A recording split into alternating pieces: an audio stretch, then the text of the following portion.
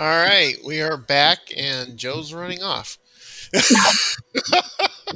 I guess he got camera shy. Oh, okay.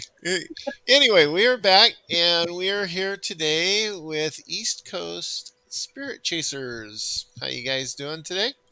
Doing Good. great, Right. thank you. Great. Thanks for having us. Thank you for showing up. Thank you for coming in.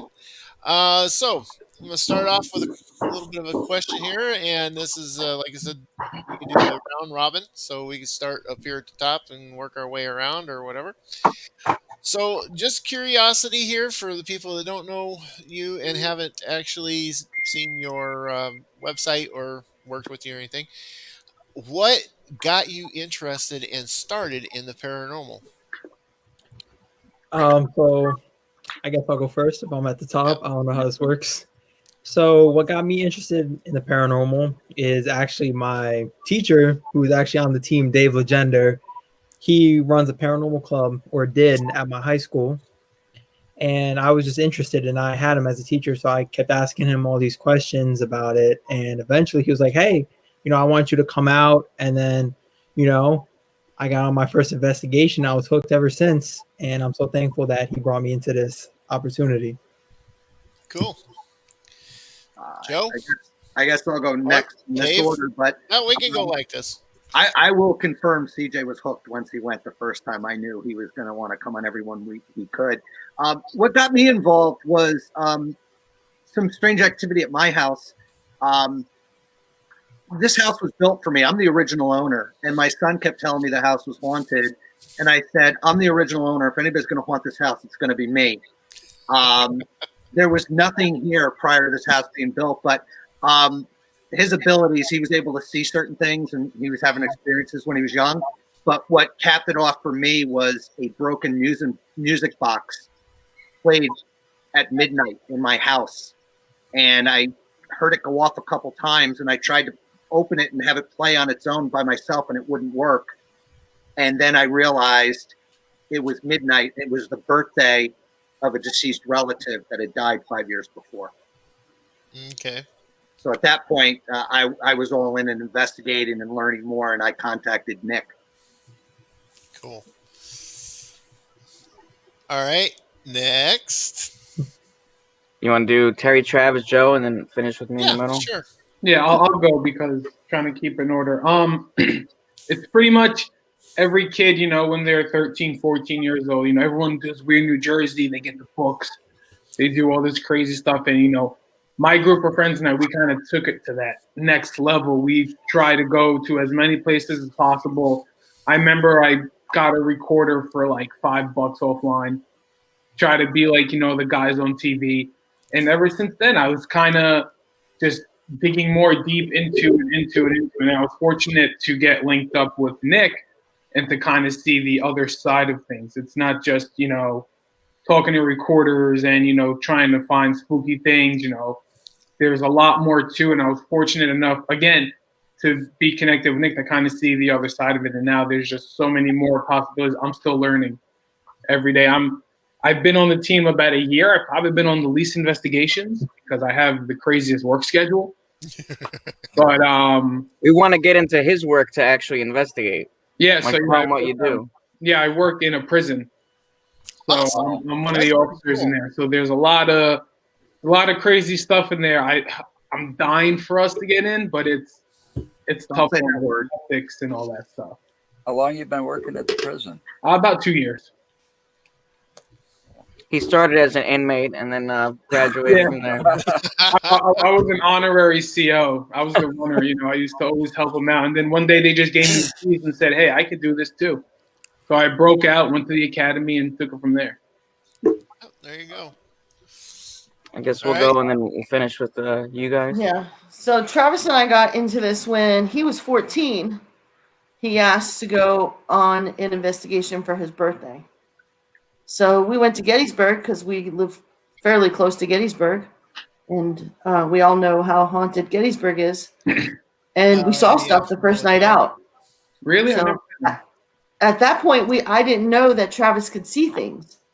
So he kept that a secret until we were on the team. And I think Nick might have been the first one to realize that he could see things. So everybody else knew before me. But ever since then, we've been hooked. We randomly ran into Nick in a prison. We were both investigating Moundsville separately, and we ran into each other there, and we've been together ever since. Cool. And I guess, well, for me, I've always been interested in the paranormal. I always watch the shows, and all that good stuff. And then one day he actually reached out to me and asked me if I wanted to come out on an investigation in Gettysburg. And I came out and we were investigating a bed and breakfast. And the night, as I was going to bed after the investigation, I actually heard a disembodied voice whisper in my ear.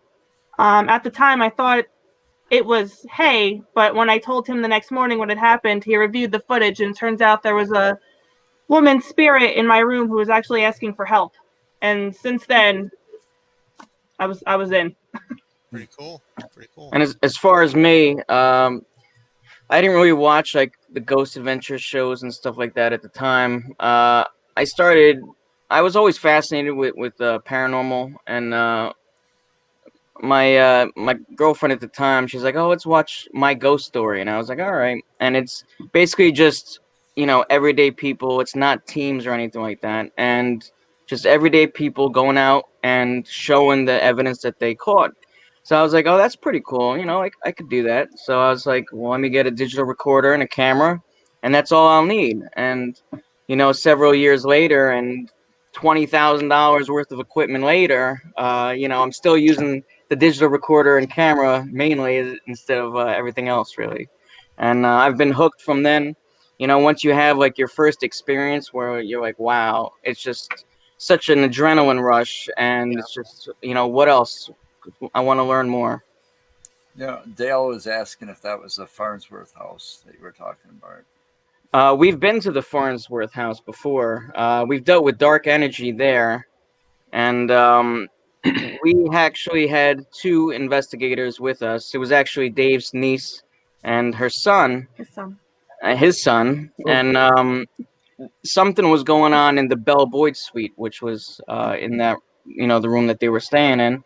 And we ended up having to get them out to put them into a hotel because it wasn't safe for them.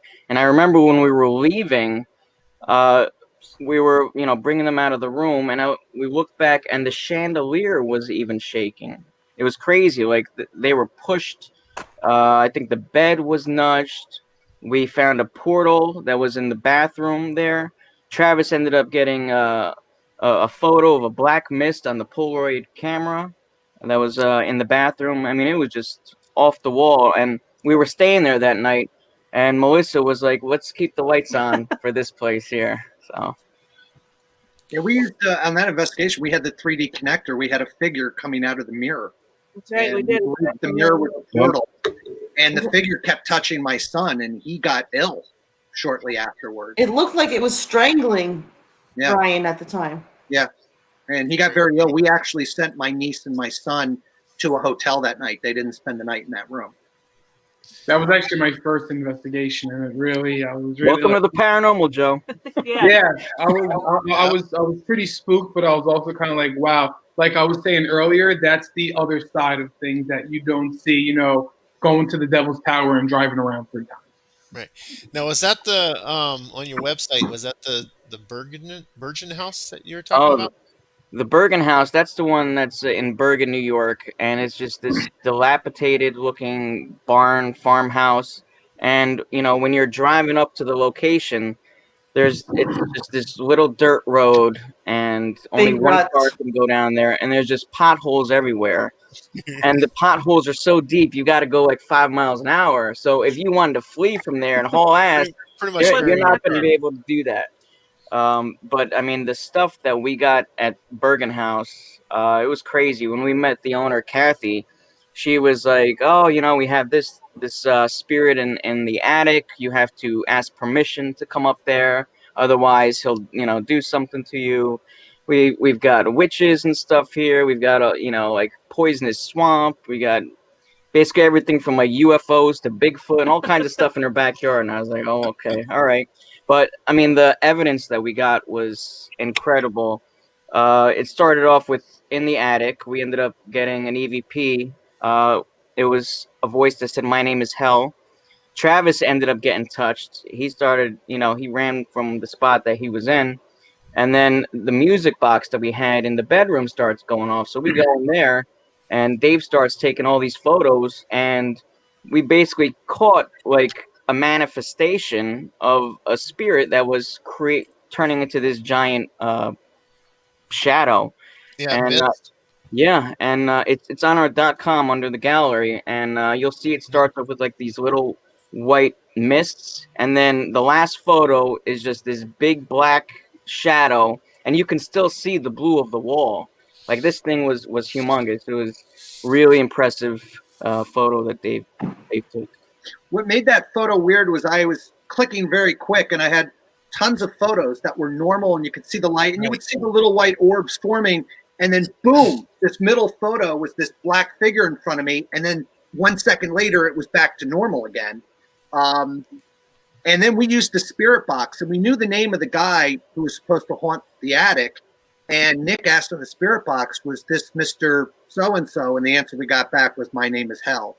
And we all just looked at each other. And the owner was fine with it. She's like, he's just trying to scare you. Don't worry about it. And she slept there that night. So in the room with the portal. That's gotta be crazy. But it's crazy because you have like all this crazy stuff that happen in these places, and people are like, no way, I want to stay there. But we're like those people, like, I want to stay there. I want to stay in this room where stuff happened. Like, for instance, we did Lizzie Borden house recently, and I was fortunate to be in the room that the stepmother was hacked. So, I was showing people, because you have the old photo from the crime scene, and I was showing people like the side by side. I'm like, look, we're going to be right here. And they're like, are you crazy? I'm like, yes, yes, I am. So, but I think honestly, you got to be a little bit, just a little bit on the weird side to do this. Oh, we're all weird. We're all weird for sure. Yeah. Dale mentioned Cashtown. I love Cashtown. There you go. Cashtown was great, and there's actually a really funny clip on our Facebook page, and I'm in front of one of the rooms, and we were actually fortunate. We stayed there when there was nobody else staying there, so we had the whole place to ourselves. And I'm asking, what room number am I standing in front of? And we actually got a voice that says "F you," and I was like, well, that's not nice. But it's funny when you get like spirits with sense of humor that play along a little bit. Mm-hmm. Yeah, occasionally. So I also noticed that some of your equipment, you guys use the Mobile Connect. Mm-hmm. And I've also noticed that a lot of people seem to be using that lately. Is that really a good device to use? It is, but you have to be smart the way that you use it. The way that it works, it's technology that video game used, Microsoft Xbox. Used to be for motion games. Copyrighted. We don't want to get in trouble. Copyrighted, yeah. So it basically it's a camera, and it puts out a whole bunch of dots, and if there's movement, then it'll assign like a stick figure. So that's the way that it works in paranormal too. You can't see something, but there's something moving. However, what you have to consider is what's in the background of that, because it can create false positives. There could be like a lamp or a coat rack that'll map it out as a figure, because it's seeing this like figure like thing, and if you move the camera right, it'll assign something to it. So you gotta always pay attention. What's that? At the Phelps Hotel in the basement, they put a lot of storage, and there was a boatload of Christmas trees down there. Mm-hmm. So here I am with the Connect Cam, like just doing my own business, and I turn, I'm like, oh my god, it's everywhere. And then I called Nick over, because once I see something, I'll call somebody over immediately, and we noticed it was framing the Christmas trees. So it could just be a regular pole, but that technology is going to give that pole like hands and stuff, because that's all it knows. Right. It's effective, but a flawed technology, though. Yes. Okay. So, out of all of your equipment that you use, what is your favorite? Probably Terry and CJ. They're the ones with the So abilities. they've been So classified. They've been classified as equipment now. yeah, and well, Pretty much. Travis too. But I mean, if they say, "Yo, there's something going on," then I'll take that over, a piece of equipment because I mean, their bodies are the equipment itself. Right. Um, Unfortunately, sometimes. Yeah, we have It's batteries in CJ every once in a while. yeah, it is we, nice to have people who are sensitive with you. well, we've To got be a few of them. able Missy couldn't make the show today, and she's very experienced medium, and she's been mentoring CJ and Terry. Travis, he's very seasoned. He can see things. He can talk to them. He's actually got a spirit friend, Eric, that follows him around. He just told me Eric's actually here with us. Oh, maybe he should get his window too to pop in Right. on the chat. Maybe Eric, if you squeeze in right here, they might be able to see you. Yeah, and Terry's like a human EMF detector, and I mean she'll just feel things. Like you walk in the room, she's like, "There's something here," and Not quite she that dramatic, but yeah. But the interesting thing is she's always been sensitive, but she really opened up when we went to the Conjuring house back in October, and her and Missy they held hands and they were doing a walkthrough, and they're basically just feeling energy off of each other. Like one would feel when someone was gonna feel something, and vice versa. And since then, like it unlocked Terry, and now she can like look at a photo and do a read on it, and it's just developing. right. And CJ, when we first brought him on the team, he was just a cameraman, and from where he started from the paranormal club to now, it's incredible. The progression, and as short of a time that he's really upped his game.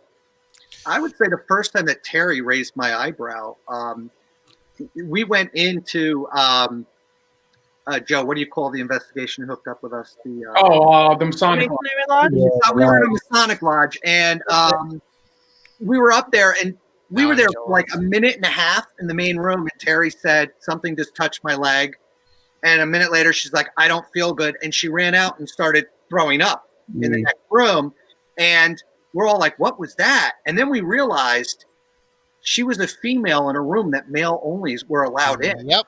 And it's like they wanted to get her out right away. And I was kind of like, wow, they got to her real quick. and I was sitting in one of those, like right on the side where the important people would sit. Yeah.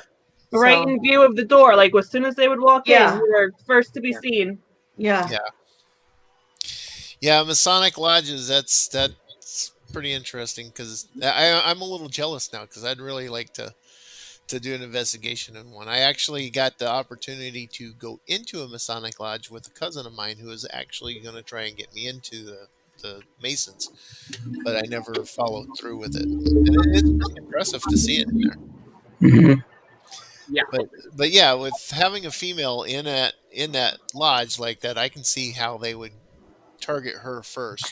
Well, what we noticed in that lodge too was they immediately played games with us because the equipment activated right away where we would have a REM pod go off on one end and we'd run over to film it, and then the music box would play on the other side. And we ran over, and then it switched to the REM pod, and then we realized we're just running back and forth. This must be intentional at this point. Yep.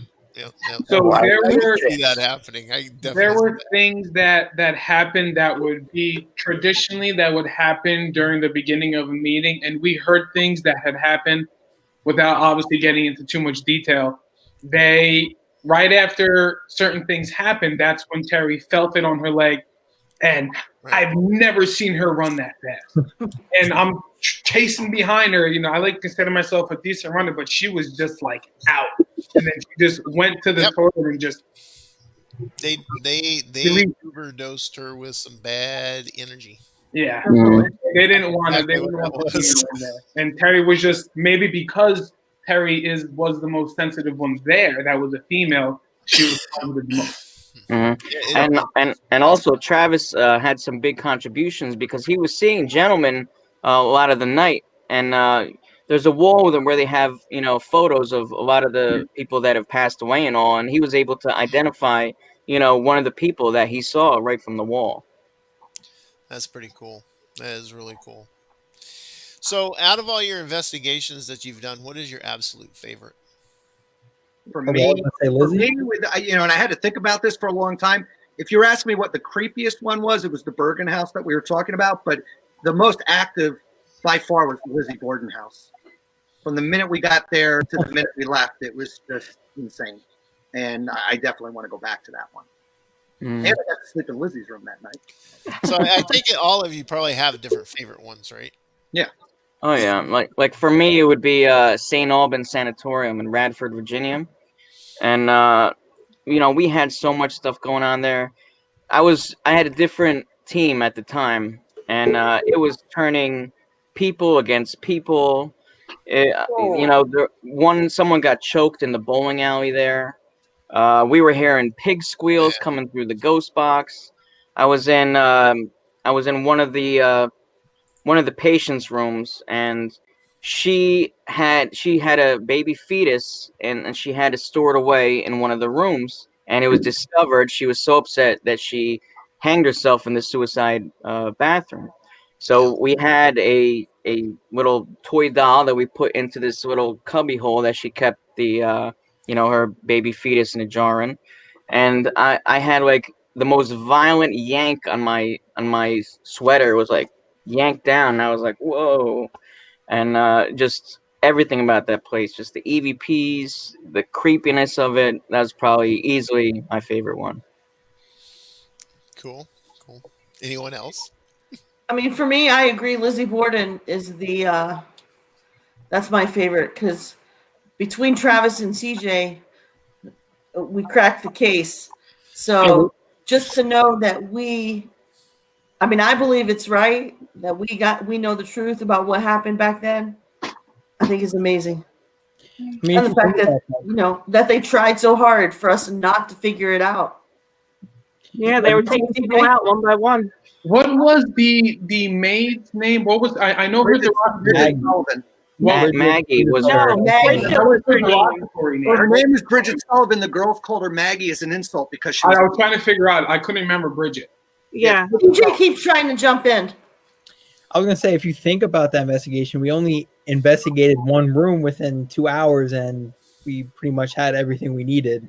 We had So the that's whole building, pretty and I think we only interesting. did 2 rooms in the entire night. We had so much activity we couldn't leave the rooms. Mm-hmm. Yeah. One of the main reasons we want to go back. But. And one of the cool things was that CJ and Travis both they were shown what happened during the murder, which I thought was really fascinating. We believe that it was Mrs. Borden that showed them. I had CJ laid down where Mrs. Borden was murdered, and he saw the whole thing happen. And then I was in one of the back rooms down the hall, and I was there with Travis, and he points and he's like, I see a woman there.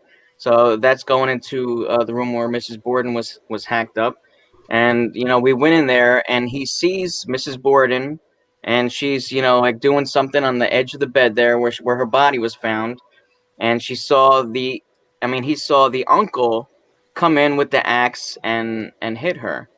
And apparently Lizzie was the lookout on it. And then Mr. Borden came down at home. He was in the wrong place at the wrong time, and they ended up taking him out also.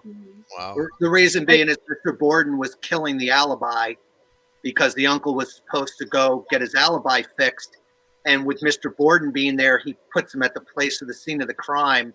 So Travis saw the uncle getting nervous and Lizzie getting nervous. And then after a while, he finally went at the Mr. Borden and then ran out to create an alibi, which was just too much of an alibi. Just to memorize the license hat of a trolley driver and 6 different priests' names that he was talking to on a trolley when he was English and they were Irish, and he probably normally wouldn't have even talked to him to begin with. It just sounded like he had set up an alibi all afternoon, and that Mr. Borden almost destroyed that alibi. So we pieced a lot together. And at the end of that, when we were communicating with the uncle, I got drained. And I had taken a 5-hour energy shot earlier, and I was wide awake. And 2 minutes later, I felt like I was on anesthesia. I heard them talking to me and about me, but I wasn't responding, and I was kind of going out pretty quick. And we had 11 people there, and only 6 of us spent the night. 5 had to leave and sleep at a hotel. Everybody was getting nauseous and throwing up. It's incredible. I've never seen anything like that before. CJ ended up getting affected the worst. He got singled out, and we feel that Bridget, the maid, was kind of trying to protect him. And at one point during the ghost box, she said, close him up because he's so open. And I guess he didn't close himself up enough. He kept throwing up. We had to get him and put him into a hotel. Thankfully, Joe's got some hotel connections that we were able to set something up, as late as we did. And it was a bad deal for CJ that time. Well, it was funny, though, when that was happening, I was talking with my mentor, Missy, and she kept saying, open up. And right around the same time, we got that over the spirit box saying, close up. So it's crazy how, the timeline fit exactly to what was going on. Right. But it was funny that everyone that was throwing up, as soon as they get outside, they would recover and be okay. And then when they felt good enough to go back in the house, it started immediately again when they walked in the front of the door. That's typically what we'll do. But what was uniquely different with CJ's situation, the reason why we all decided to kind of pull the plug and get him out of here, like Dave said, you leave their area, you're fine. But CJ was still being affected outside. That's this is a problem. We got to go. And then after CJ left, they targeted me, which is funny because I felt them chasing me out the door as I went to puke. But I also felt them stabbing me in the back, like what would have felt like I was getting stabbed in the back. But CJ was at his hotel room not watching us on our live, and he felt the same thing. So CJ and Missy and I have this crazy connection now where we feel each other. Like if CJ has a headache, your energies are flowing through each other at that point. Yeah, it's crazy. Oh, very much. What? I never saw Jerry complain about her back before. That was the first time I ever saw her. She literally went out throwing. She fell down and started screaming, my back, and she had her hand on her back, and we had stuff going on in every direction. It just seemed like, it was a fire drill, and you were just constantly moving. So it sounds like there was a lot of bad energy there. Yeah, we feel that it was. Want us to know the truth. Sorry, CJ. Yeah. Go ahead. I was going to say the same thing. Well, we feel it was like I have a live haunting going on right now because my MacBook keeps draining faster than it's ever drained before. I got to go plug this in again. Holy cow. Oh, Dave. Okay, Nick, were you going to say something there? I was going to say we felt that it was Lizzie and the uncle that were kind of, CJ was like a wounded person in the ocean, and they were like the sharks sensing the blood and circling him. That's basically what that investigation was for him. I tend to have problems protecting and grounding myself, which leads me into some trouble sometimes, but we're working on it. You're grounded. Yeah. He's a work in progress. No, that's okay. It's okay to be that way. I'm not. I'm one of them too that can kind of sense things around me. I just haven't gotten the understanding and the training that I need for it myself. But I see where he's coming from with it. You got to kind of learn how to close yourself off before, it's kind of like a Ouija board. Once you open that portal in the Ouija board, you've got to close it. Otherwise, everything starts coming through. Or you can just not touch Ouija boards in the first place. Nope. What was that, Joe? You can just not touch a Ouija board in the first place. I got 2 of them. Want to see one? I've had a bad experience with a Ouija board. I'll never touch one again. I'm with you. I don't think I've ever heard someone say, I'm so glad I played with that Ouija board. Hey, I was 8 years old when I used one by myself, and it actually told me in the end that it wanted to take me to hell with it. Wow. Well, my experience, I was in I don't remember if it was high school or college, something like that. It's just such a blur at this point. But we would play with the Ouija board, and I'd be like, all right, I'm gonna do it by myself to see if anybody's moving it. And even if I didn't have a Ouija board, I would draw it out and use a penny and do it. And all of a sudden, I started having so much bad luck, and a lot of the sessions I would have would be in my car. It was a 1989 Chevy Corsica, which I ended up renaming the Corsica because of all the problems that I had with it. And like one thing would go on the car, the next week something else would go on it, and it was like 5 weeks in a row that something went in the car. And then I was coming from class to my car, and my car is it's like engulfed in flames. So I had bad luck after that, and then eventually, I guess Damn. whatever attachment that I had from it, it went away, and I've been good since then. And that's my last time that I'll mess with a Ouija board. Oh, maybe it all just kind of targeted the car and stuck to the car. Well, Might be my why. wallet too. It had an attachment to my wallet. Ah. You didn't name the car Christine? I should have, right? That was a good movie.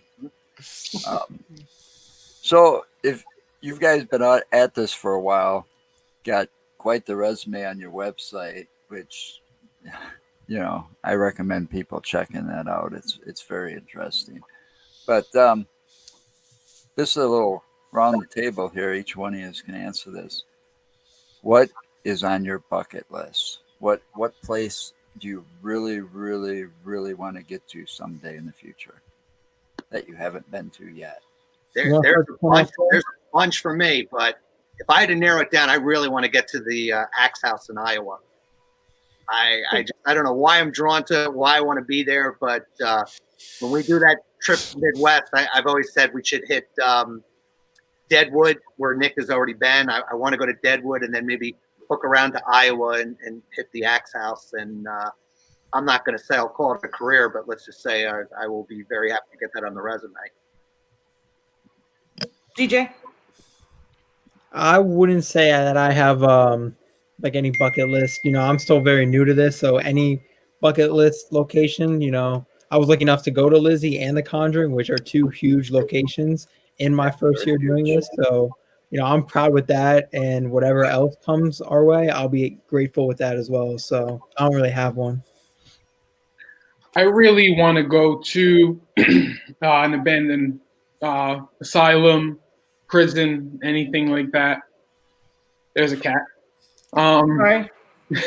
So yeah, that's definitely anywhere we can go. That's any sort of asylum or prison would be awesome for me. That's been on my bucket list for a while. I'd love to do, like Waverly Hills, Trans-Allegheny, and if I can make my way out to California, I'd love to do the Dorothea Puente house or the Omen house, where the Sharon Tate murders happened on that ground. Yeah, I don't have a specific location either, just more of a type. Like I'm obsessed with schools and orphanages and stuff like that. So any of those kinds. Sounds like you like to communicate with the children. The Yeah, I don't know what it is. spirits. The For me, I'm thinking Myrtle's Plantation down in New Orleans. That's one of my biggest bucket list places. So, any place special you want to go? Anything that has to do with ice cream. It's haunted by Dr. Mudd. We should have known. We should have known. We're going to haunt the Carvel for you, Trevor. Dairy Queen. Yeah, hey, I want to let any Carvels that are haunted, let us know. We'll travel. Know. We'll send Travis in there. He'll get them all out. Or what is this? The Cold Stone Creamery? Dairy Queen. Dairy Queens. Any of you guys. Just have Any of them. Rita's. Oh, we got Rita's plenty is one of his favorites. Oh, they're Wisconsin, so they're used to dairy. So Yeah. Oh, you can always come up here and have some Culvers. there you go. Yeah. We got Culvers. They got that. It's not actually ice cream. It's frozen custard. Mm. We haven't made our way to Wisconsin yet. We've been in a lot of states, but Wisconsin's one of them that we haven't hit. What would you say is like if you come to Wisconsin, you got to come and investigate this place? Joe, That's a tough choice. It's a very tough choice. We got a lot of stuff here that goes down. We got a couple of places. They're parks. One of them is Wildcat Mountain. Mm-hmm. That's up by Minnesota up there. was it Eau Claire area or La Crosse area? Over by, it's closer to Hillsboro. Okay, here's Hillsboro, and then we have what's that other one that's up there by Eau Claire? Um, that they Devil's say is Punch Bowl's up yeah, the there. Devil's Punch Bowl. That one is said to be not really like a haunted It's area. enchanted. It's They like believe it's enchanted. Mhm. Gnomes and fairies are to be seen around there apparently. Interesting. and then we do have a couple. I think a couple of asylums here too that can be You, looked yeah, into. you can never go wrong with an asylum. No, those are definitely fun. You get a Those little bit of everything definitely there. They never disappoint. those from what I hear definitely have a lot of energy attached to them because of some of the things that happened. Hmm. Yep. You check that out. Then of course, then there's oh, what was that place? A lot of the cemeteries around here, but Forest Hill is the oldest in Madison. Yeah, Forest Hill Cemetery in Madison is the oldest, and it has a Civil War section, it has a World War One section, it has a World War II section, and not only that, it is actually situated around effigy mounds. There are Oh wow. actual effigy mounds inside the cemetery Hmm. around some of the areas that for like the Civil War and stuff. Hmm. Yeah, there's Bloody Bride Bridge. There's also that the legend of the Hellhounds over by that. That's over by the La Crosse area. Yeah, that's Uh, um, and Mary the Dean. Hellhounds on the island or something like that. Yeah, I Hmm. can't remember that one. Yeah, there's Yeah. a lot of them around here. And then, of course, our favorite that we said something about earlier is Beast of Bray Road. Hmm. Well, if once we make our way to Wisconsin, we'll have to, tag team it on one of those locations. Oh, definitely. If we Yeah. if we can get everything set up, let us know that you're going to be in the area. We'll see what we can pull together. Yeah. Well, we'll send CJ first, and then he can report back what we're going to run into. Yeah, that's how it works. He's our bait and our chum. So. Actually, Yeah. you guys are that good. I'd like to have you up there with us to Yeah, get an idea of what kind of energies that you're going to be sensing whenever we do go onto that property. yeah, Mhm. we haven't gone out There's to a lot. a lot of places in Wisconsin yet, so there's quite a few places that are still on our list here. We haven't got out of state yet. There's a few We places will close by in Iowa that we'd like to get actually. to. Eventually. I mean, I just want to go just to say that I've been there and get my picture taken on the spot. I want to go to it. Mhm. You Well, know, how far from Chicago are you guys? about 3 hours, 3.5. No, It's not No, bad. no, we're not. We're only about just about a 2 hour drive. Oh, so you're the faster driver. Okay. So he Well, drives like We have that. a few of those too. I'm the Well, professional driver. I'm and my kinda- daughter calls me the human GPS. I haven't I'm a driven. professional sleeper on our group, so that's. I don't drive much anymore. And when the last time I was driving for a living, I was in Madison. So yeah, back then from Dane County Airport to Chicago O'Hare was about a 3 hour drive. Well, it depends on what time of the year and everything too, Well, and what road you take. well, I was driving cab, so you figure it out. That was for Union. But anyway, there's a lot of places, but the one I want to get to this year, hopefully, is in Iowa. It's where the plane crashed. The day music died. Oh yeah. Oh, Richie Valens and Richie Yeah. Valens, and It's Richie Valens, Big Bopper, Big Bopper, and um, Buddy Holly. Buddy Holly. Buddy Holly. Yep. Yeah. Yep. Yeah, that's not too far away either. So Yeah, that's kind of a stone throw from us. So you But got to then go to Jack's house while you're there. yeah, that and the Van Meter visitor. I think that's what they call it, Van Meter visitor. It's in Van Meter, Iowa. Yeah, that's A little bit more of a travel. just a little bit. That one is supposed to be a like a winged creature that flew into back down into the mine, and they blasted it shut on it, and they haven't. I don't think I'm not sure of the legend. He's read more about it than I have. Mm. Well, Yeah. if there's a haunted ice cream parlor nearby, let Travis know. Yeah. Travis has been a little quiet. We'll find him. We'll find him a haunted ice cream parlor somewhere. He's thinking about ice cream. He hasn't had dessert yet. Oh, jeez. You wanted to That was investigate good eye, Ben Jerry's, but it's not haunted. No, we do have some ice cream factories up here. We got Shep's and The old Sheps. The old Sheps might be haunted though. yeah, that's true too. Travis Yeah. came to life. I've never heard of any stories when I worked there, but you never know. The place is old. The old. You Sheps never ice know. cream There could have place. been somebody, factory worker, making some ice cream, and he Well, got his, Fell in the fell vat. into the vat, and now Well- it became cherry ice cream, and died of Now his- frostbite, more or Yeah. less. now his ghost haunts the factory. We don't know, I mean- but we'll have to find out. You ever work in an ice cream place? Man, I worked in one once, and it's like all summer long, constant cold because you're in there in the freezer, and it's below zero. So this stuff, when it's made and it comes through, it's gets frozen fast. Hmm. And so you're all bundled up in these winter, like you're going deer hunting, and then you got to go out and it's 90 plus degrees outside, right after work. You're outside, 90 plus degrees outside. Yeah. Instant cold all the time. Hmm. I could see somebody working there getting frostbite or just forgotten about and locked in a freezer. Find them the next day and it's a human icicle. Hmm. The Shining. Lock them in the freezer. Yep.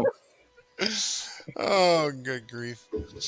So, how far out west have you guys been? For me, West Virginia, the group has hit Ohio a bunch of times.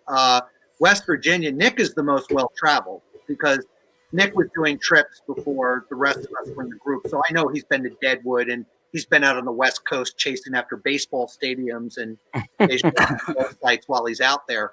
But Nick, by far, the most well-traveled. We have tended to stay northeast, mid-Atlantic. When you watch the shows, Right. Ghost Adventures has been really targeting the West, and they always seem to be in Utah, California, and Arizona, Nevada. And then you watch Kindred Spirits, they're New England. And, you watch the shows, they kind of have their region. And we feel like we're like that mid-Atlantic region where it's New Jersey, New York, Pennsylvania, and Connecticut, Maryland, West Virginia, like Virginia, those type of areas seem to be where we're concentrated right now for proximity. Terry and Travis being down in Virginia, and the rest of us all being very close in Jersey. Right. Well, I would assume that the East Coast there has more activity than most any other place because it's one of the oldest parts of the United States, and it's got, that's the New England area. I believe is where all the original 13 colonies were. Yeah. You have the colonial aspect, definitely, way prior to the Civil War, a lot of older mansions that we're able to hit over in these areas that have been around for hundreds of years. So. And the Native American background that's all over the states. Yep. And then you add in all the Confederate stuff that happened back then. Hmm. That's down in that area. Man, that's got to keep them busy right there alone. With all the activity that's possible in those areas. Hmm. We can make a career out of Pennsylvania if we wanted. I mean, No. I mean, we've branched more into New England lately. We've been hitting Connecticut, Rhode Island, and those areas, and branching into there a little more. Well, I was just actually going to mention Rhode Island. I was looking at your page here quick, and I see that you have Conjuring House, Harrisville, Rhode Island. Is that the only place in Rhode Island you guys have been? So far. Is there So any other- far, yeah. And we'll be going back to Conjuring this Saturday for round 2. And then we've got Silver Spring Sanitarium, which we have booked for April. And we'll start to fill in, the rest of the dates and stuff. Other pretty cool locations that we're talking about setting up. We'll fill those in, at some point soon. Yeah, we got to hit Pennhurst at some point because Nick's been there, but the rest of us got to get over there. Yeah, every time I go to Pennhurst, I get physically affected there. Like the first time I walked into the the Mayflower building, and it was like I was walking in quicksand. The second time I went there, as soon as I got out of my car, it's like something hit me, and it like just stopped me. Like something happened to my chest where I thought, I don't know if I was having a heart attack. That's what it felt like. But I felt I couldn't even walk. I was like, I'm not gonna be able to do this. Something's wrong. And then 10 minutes later, it was gone like nothing ever happened. And that was just like stepping foot on the property. So I don't know, it's something there just likes to mess with me physically. Right. But I'd love to go back though. You can't scare me off. So, the when I mentioned the Conjuring House, and you mentioned another place right after that, a sanatorium. Yeah, Thank Silver you. Spring Sanatorium, and Is that's in that in Silver Rhode Spring. Island? That's in West Virginia, I believe. West Virginia. Okay. Yeah, Yeah, that's West Virginia. Have and you that ever? we didn't even know about that until Destination Fear went there, and we're like, wow, I mean, they've got some pretty cool stuff, but when we watch them, it's interesting and all, but they're not really doing all the investigation stuff. Like they'll go do a little EVP here and there, but I think if we got like all of us in there, I think we'd get some great stuff. Yeah. So, have you ever thought about maybe going to Roanoke and checking any of that out? We'd love to go anywhere. We're very open-minded to Ro- going anywhere. If you tell us, Roanoke, on your Virginia? location. What's No, that? Roanoke Island. Oh, Roanoke Island. You know the story behind that about Yeah. the colony that disappeared.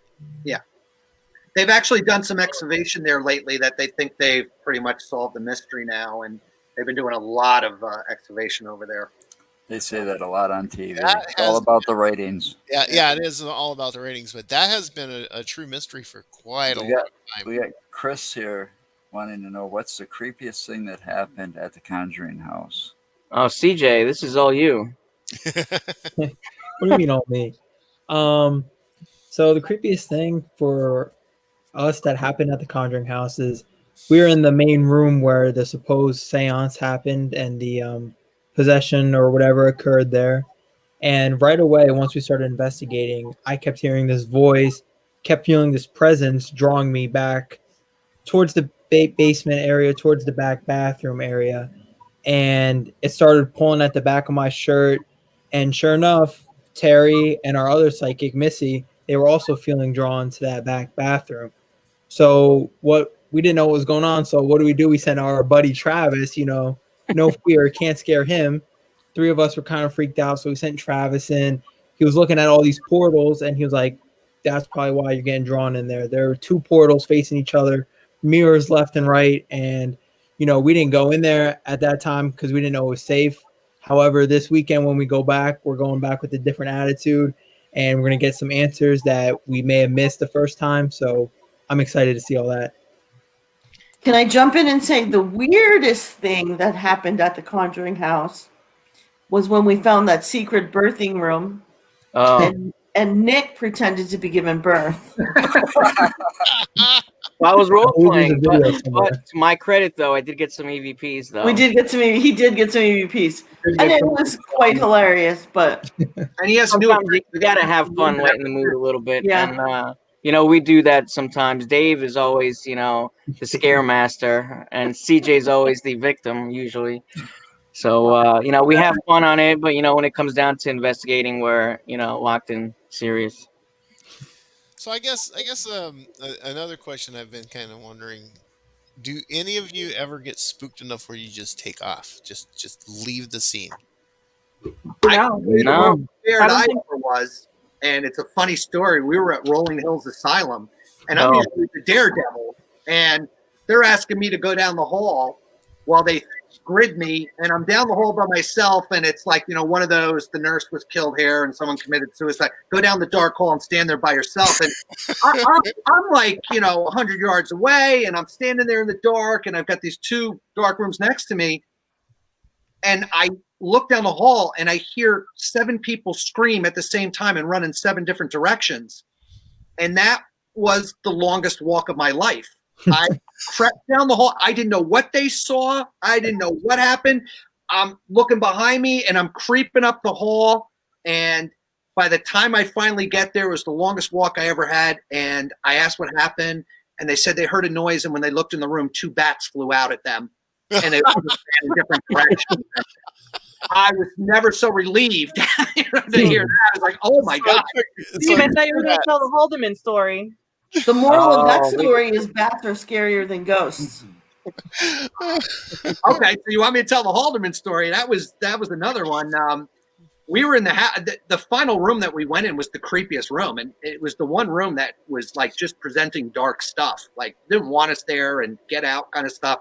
That was the maid's kitchen. It was a separate house. Mm-hmm. Yeah, and we're up there, and Terry's sitting on the floor taking notes, and Melissa's got her phone app out, and Nick's doing a session out loud, and we're all standing there, and the timing could not have been worse, because right when Nick got a negative answer, a bug hit my leg, and I felt its wings flapping on my leg, and right when Nick goes, it just said it's taking us to hell, and all of a sudden I went, what the? And I jumped in the air, and I never saw a group of people move so fast in my life. Terry was trying to stand up to get down the stairs. Nick did a complete 180 in the air, landed in front of me, and I could see the sweat pouring down the side of his face immediately. I thought Melissa threw her phone and screamed. Like, we all just went, and the timing could not have been worse. It just said, go to hell. And all of a sudden I was like, what the hell? And I screamed, and everyone in the room just blood curdling. Oh, my God. Timing is everything. But the thing was, it wasn't planned. It was an accident. But I spent 45 minutes on the car ride home laughing about it because I couldn't get it out of my head. I spent the whole week laughing about it. I've heard that story at least maybe 15 times. That story helped me develop abs again because I couldn't stop laughing. Yeah. Okay. But then after that, in that kitchen, Travis ended up getting scratched there, correct? Yeah. Mm-hmm. After the bug incident, Travis got scratched. Wow. Well, that's the most scared I've seen Travis. When we were in the one room, Travis was kind of staring, and we're like, Travis, what do you see? What do you see? And he's like, well, he's presenting himself. And I'm like, what's wrong? And he's like, he doesn't have a head. And we're like, what? And then, our mediums that were remotely connecting were like, probably time for you to leave that room because they just don't want you to be there. And they're projecting scary things to get you out of there. So we decided it's time to leave that room. Mm-hmm. When we were at Balladary, That's Gettysburg. Yeah, in Gettysburg. We didn't know it at first, but so we were in my room. We were doing the EVP section, and first and last name came in so clearly, and it's actually my last name was pronounced the common way. It's mispronounced by everybody, and that was the moment where I was like, I might sleep in the car. Like I got a little spooked, nothing too crazy. That was Danny. Just try to put on a big tough guy. I'm not even gonna lie. I was scared the shit out of me. Well, what's funny about that is we'll get our names said, and they'll say our names over the spirit box and on the Ovilus, and we've always heard our first names being mentioned.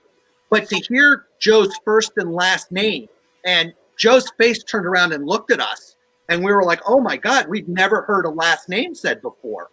And that's what put it over the top. Like, Joe looked terrified. The creepiest thing is when you get one of us coming through on the ghost box. And we had Travis's voice come through at the Exchange Hotel. It came through on the ghost box, and we were like, you're right here. Why are you coming out of here? And also, my voice came through at the Mud House in Waldorf, Maryland, which was pretty crazy, too. And I found it interesting a couple times. We had the music box not playing, and we heard the music box over the box. Yeah. Or sometimes if we have a REM pod off, we'll hear the REM pod sound come through on the ghost box, like the beeping. It's some weird stuff that goes on. But I don't think any of that comes close to the dog. Do you want to tell me about the dog? So Mostly. we're doing a client case. We were there maybe 2 weeks ago. And one of the instances that he said is, his dog, he put him down December 7th. They had the vet come out, and they put him down in the TV room right in front of the sofa. And, he says sometimes he'll feel him there.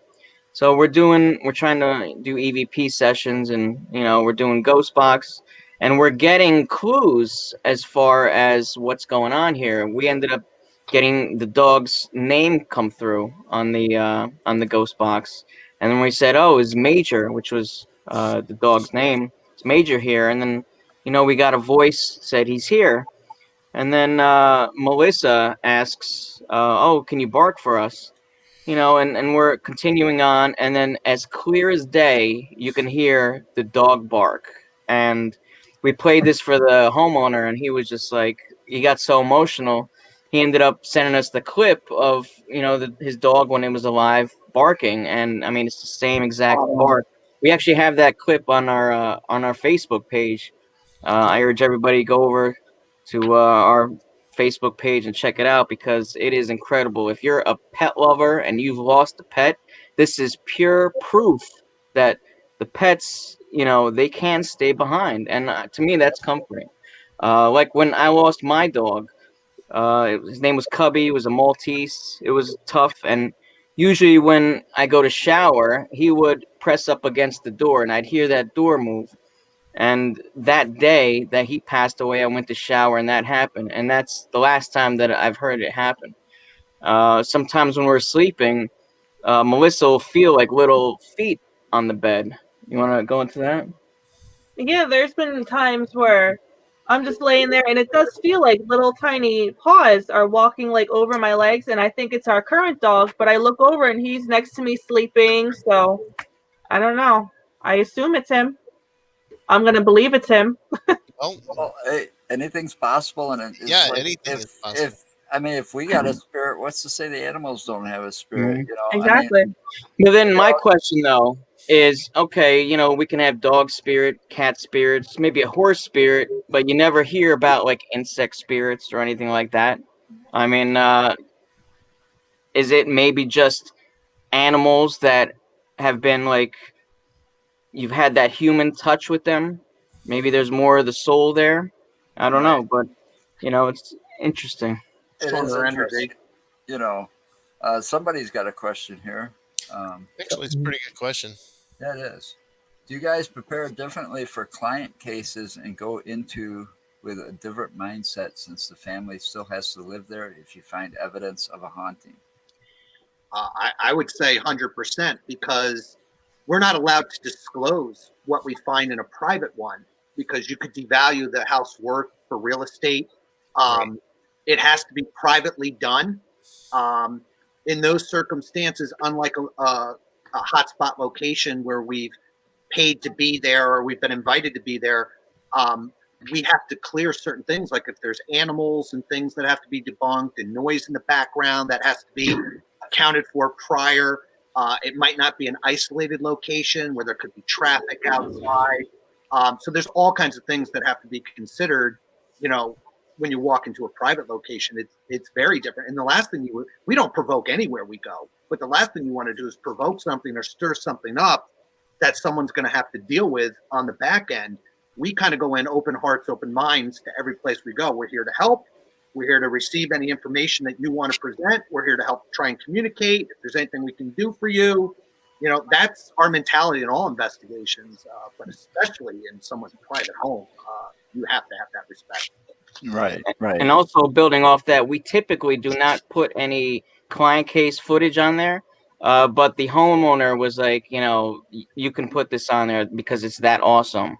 So he Yeah. gave us permission. He's like, I'm not leaving this house. I'm going to die here. So, Right. we're not going to put anything else but that because it's such amazing footage. We posted that.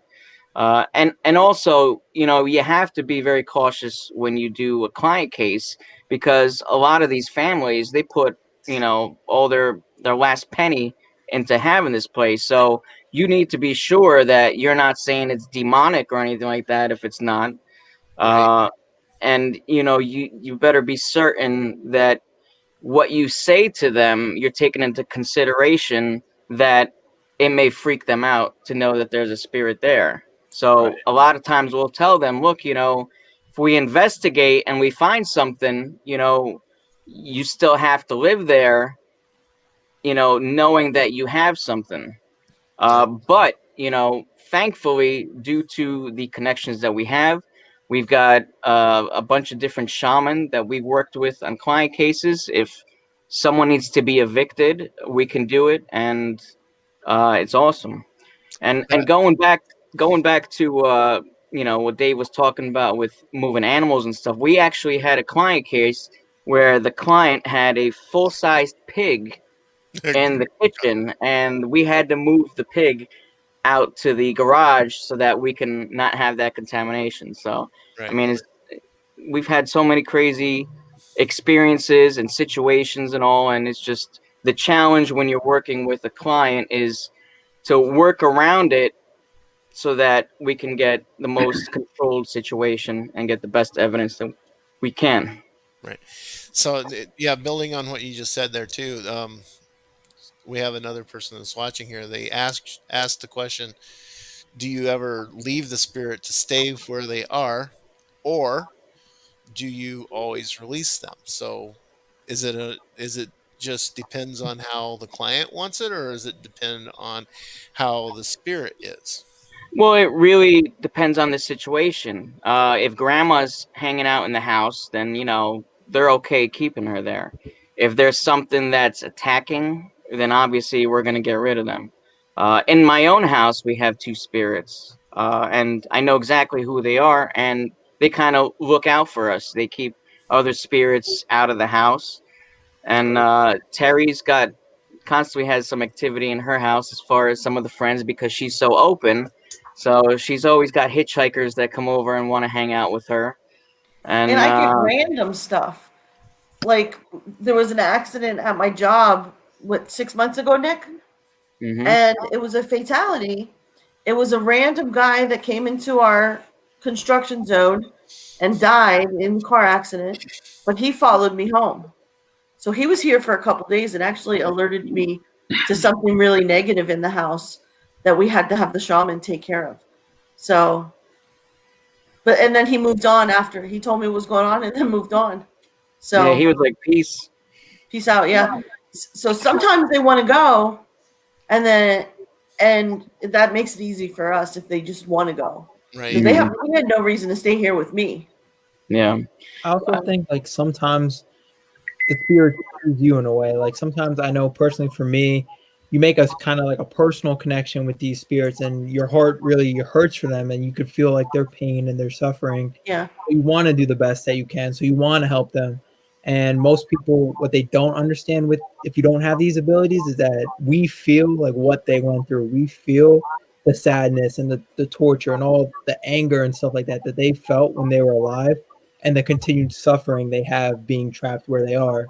So in that way, when we make those connections, you kind of want to do everything in your power to help them.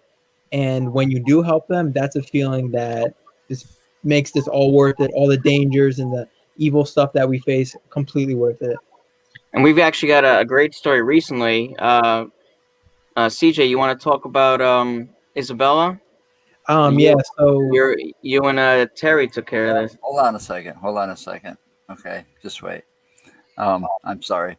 I'm going to wrap things up and we can put that on the bonus after this. And I'll record that.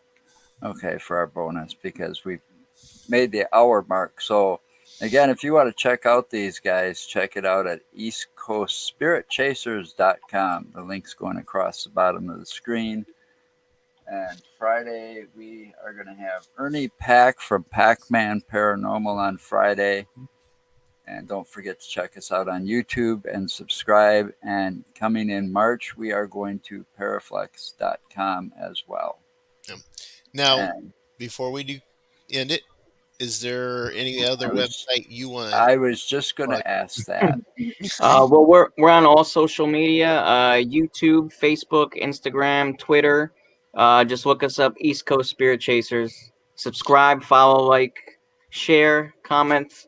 We'd love to hear from you guys. And you've got all your links on your front page of your East Coast Spirit Chasers, right? And you're going Yep. back where on Saturday? To the Conjuring House. So they're going back to the Conjuring House. So look forward to seeing that on their website and their And we'll be YouTube going channel. live from there, so definitely check us out. Check that out. No, Facebook Live. definitely check that out. Yep. I'll be watching that one. So, all right, till Friday. Everybody stay safe. Thank you. Thank you for joining us. Thank everybody. you. Thank you. For having us. All right.